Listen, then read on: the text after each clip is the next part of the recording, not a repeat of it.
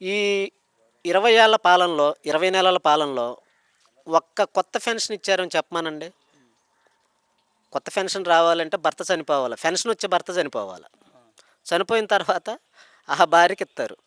ఆ భర్తకి వచ్చే పెన్షన్ ట్రాన్స్ఫర్ చేస్తారు. ఇక జగన్ గారు గవర్నమెంట్‌లో పోలీసింగ్‌కి ఫుల్ ఫ్రీడమ్ ఇచ్చారు. ఎక్కడైనా గానీ అరాచకం జరగకుండా. ఎందుకంటే 2014-2019 పాలన చూశారు. ఆ రోజు వాళ్ళ అరాచక పాలన చూసే ప్రజలు వాళ్ళకి 23 సీట్లు ఇచ్చారు. కాబట్టి ప్రజలు వాళ్ళ పాలన యాక్సెప్ట్ చేయలేదు. ఇలా అరాచకం చేశారు కాబట్టి ఏడన్నా ఏ సందొచ్చినా సరే నాయకులేమైనా ఈ గ్రామ స్థాయిలో నాయకులు, ఎందుకంటే గ్రామాల్లో పార్టీలు, వైరాలు, వ్యక్తిగత కక్షలు సహజంగా ఉంటుంటాయి.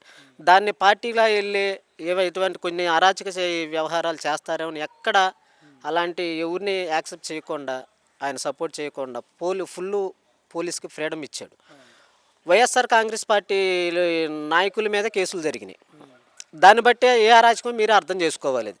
ఈ ఈరోజు అధికారులు అధికార పార్టీ నాయకులు ఈరోజు పోలీసుల్ని ఎలా కానిస్టేబుల్ కాడ నుంచి ఎస్ఐ, సిడి చిన్న కార్యకర్త కూడా బెదిరింపులు. వాళ్ళ పనులు చేయాలని. అది అది వాళ్ళ దృష్టిలో మరి సంక్షేమం ఏమో మాకైతే తెలియదు గానీ